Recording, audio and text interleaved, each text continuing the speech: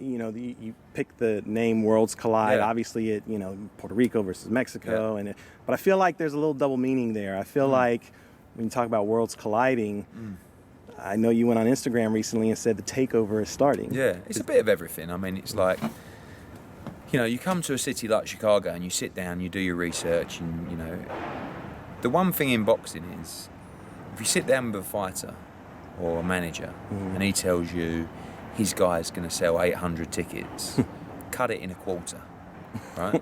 So when you speak to people about, and I do my research about Chicago, and it's not a case of, let's just go to Chicago and see how it goes. There's a huge Polish community here. Sure. There's a huge Puerto Rican community. There's a huge Hispanic community. Doesn't necessarily mean they're going to come out to watch Adamek or Vargas or Delolme, right. But you've got a good shot at it. So we have a Russian, we have a Puerto Rican, we have Mexicans, we have Polish, we have Americans. So that's why it's called Worlds Collide, but also it's our movement into the US and the fact that this is the start for us. And there's a lot of work to do. It's a huge job that we're undertaking, but we're all very excited. I've built a great team of people. We've got Josh Roy, who's out of Banner and Rock Nation. We've got Sean Palmer, who's top legal exec for us.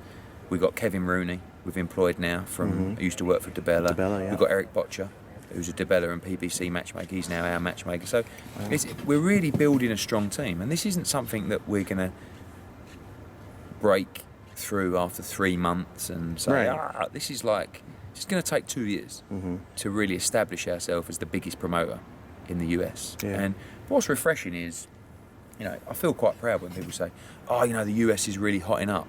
It's Hearn, Showtime, HBO and Aram. I'm like, is it? I'm already up there in the top 4. I haven't even done anything yet. So that's good. That's like I'm unproven in the US, totally unproven. I've done some Danny Jacobs shows, relatively small fights. Derevenchenko's a great fight, but to be already put up with those guys, and for people to say, who would you sign with? Hearn, Aram, or De La Hoya? And like I read the Instagrams, Hearn all day. Like, I'm like, wow, fucking hell. Like, I haven't really done anything in the US, so I've got to prove myself. I know we've done it in the UK, but this is a big challenge, and this is something that my dad didn't do. Like, he's a Hall of Fame promoter, but he didn't really promote shows in the US. So this is the unknown. This is like, when you talk about legacy for fighters, this is maybe selfishly, this is my legacy. This is how I'll be judged. Great in the UK, but could he crack it as the best in the world? And if I can crack it here on DAZN, I will be the best in the world. And whether that's egotistical or whatever, that's what drives me as well, is trying to be the best at what I do. Did your dad ever advise you, I don't want to say not to do this, but did he ever express concern? He always, he was the biggest promoter out there, and then he sort of fell out of love with the sport a little bit. Fighters started to take control of their own career and trying to have their own promotional companies. He hates that. He thinks that is the biggest. He's like, no. You fight, I promote. Yeah. That's how it works. So he fell out of love with the sport, and I grew up in my dad right now. He's 70 years old. He's the most chilled individual you can ever imagine. Like, laid back. If you got a worry, go to him. He'll talk to you for a minute. You'll be like, fucking hell, I ain't got no worry. But I remember when he was working in boxing, and he weren't the same person. He was grumpy. He was, I suppose, bitter at times. He had a bad temper, because that's what the sport does to you. It's a shit business to work in. Yeah, it is. But it's fucking addictive.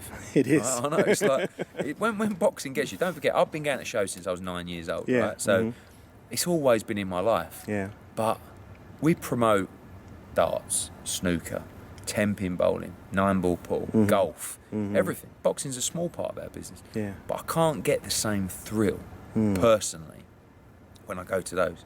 Darts might sell 15,000, and it's great. Yeah. But something about the sport of boxing that just grabs you and don't let you go. So one day I may leave the sport of boxing, and it's definitely changed my life in terms of, I'm obviously incredibly busy, but I probably have a shorter temper, shorter attention span than before, because all I can think about is boxing.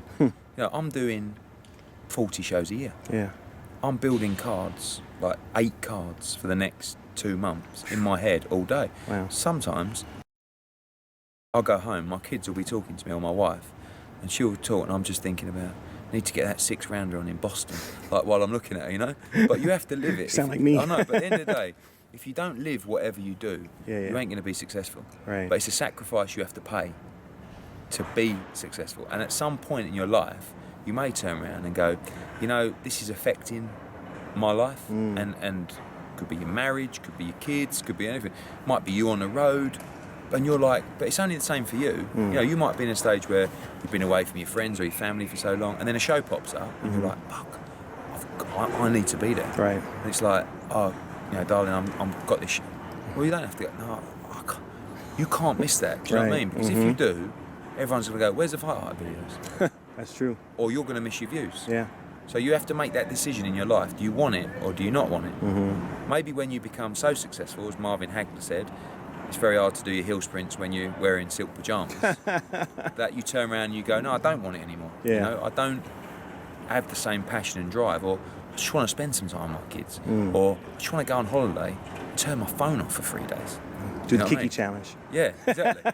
But you can't. You have to. It's really that's the, you know, one of the keys is to try and balance life as a boxing promoter. But again, listen, we're blessed to work in something that we love and such a great sport. And I'm promoting shows across the US and England. Could be a lot worse. Life could be a lot worse. Yeah. But sometimes people don't see the sacrifice away from, you know, the bright lights and fucking hell, look at Eddie Hearn, look, flying here, flying there. God, what a life. And then it's like, Not really. No, and then you get home tomorrow morning having been on the overnight flight, and then you go straight into work, and you have to go to something at night, and then you get home, you haven't seen your kids for 4 days, and then you get up, and then you got to go drive up to Sheffield, or, you know. So, but again, listen, there's a lot of people that would, you know, give anything to be in this position. Sure. You know, you got to try and do what you got to do. But how do you not get jaded like that? How do you keep it fresh?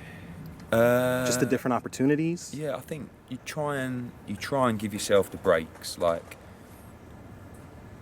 it's difficult now with the US shows because, like, you need to take those time outs. You need to try and stay fit and healthy because the hustle, so it'll kill you, but it ain't good for your health. Like, you know, not sleeping or overworking or overthinking or overstressing or so. You got to try and stay healthy. You got to try and have those breaks, keep things fresh. Delegation is so important when you've got a massive team and so many shows. And we're lucky, you know, the guys I've mentioned, Frank Smith that works with me in the UK, like, they're good enough to do, like, Frank Smith did a press conference with me the other day, you know. Yeah. And I don't like doing it because that's my job and that's what, like, I'm the best at. So, but one of my weakest qualities, if that makes sense, is my weakest attribute is I like to do everything myself. I like perfectionist. Yeah, maybe, but I like to make the fights. Like, I'm a matchmaker as well because I know every fighter and I know all their records because I read and I learn and I study. So people sometimes say, what's he know about boxing? And I'll never get involved in that respect, like to a fighter. You should fight him. You should fight. Right. But I know I know who they should be fighting. And so it's hard for me to say, no, you do that, because I want to say, oh, have you thought about him? Or who have you picked? Who have you picked? Yeah. Yeah, it's just, you know, like I say, you live it, but delegation in any business is important. That's only same with what you do. You get to a stage where you become so big. Same with like IFL. They've now got 4, 5, 6 people. Yeah, you have running out, because otherwise, what are you going to do? You Right. knock your bollocks out yourself. It's impossible. That's true. Yeah, it's something that I've got to work harder at. Do you ever find yourself at times in a jaded moment? Do you know what I mean? Like, do you ever find yourself loads. like, fuck this boxing? Yeah. Loads. Yeah. I'll phone my dad normally at that point, and I'll just, because he's been there, you know, he knows, and I just say, fuck. So fuck. He goes, rather you than me, son. That's what he said. He goes, I remember, but what he says, you know, what you're doing now is 3 times the size what I was doing. Wow. And I remember that was fucking me. You know, and I admire the people that have shown longevity in the sport. Yeah. I have a huge amount of respect for Bob Arum. He's 87. Wow. Please shoot me if I'm still in boxing at 87. Do you know what I mean? So, like, Right. Don King, Yeah. Even Al, you know, he's not young. Mm-hmm. Like, they still have the drive and desire to get up every day. And look at fucking Bob flies everywhere Yeah. for press conferences and stuff, you know? He loves it. Yeah, I need to get some of his weed. I know. It's keeping him young. It's true. The CBD oil. Yeah. So, listen, I have a huge amount of respect. And I can't tell you that I'll be doing that at that age, you know? Right.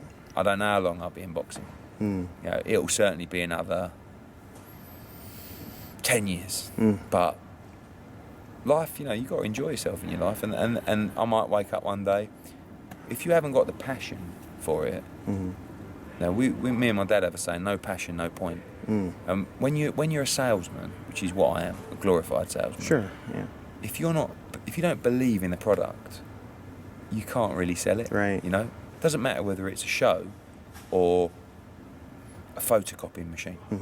If you believe that photocopying machine is shit, you can't sell it. Yeah. If you believe that photocopying machine is the best one on the market and is most suited to your office, I'll make you buy it. You know? But you've got to have that passion every day, because it would be a horrible job Yeah. to have if you're miserable. Like, horrible. Because you don't, like, you know, not just saying it because it's FightHype, but I could sit here for another 12 hours and talk about the show and fights in the UK, and it's not. No, if I was sitting here thinking, I just can't do this anymore, I don't want to talk to you. Fuck off. Like, I might as well quit, because I'm not gonna give you the insights. I'm not gonna give you what you need, and I've got to sell the shows. So, but it's not. I don't. Oh God. And when I do the UK, I'll do everybody.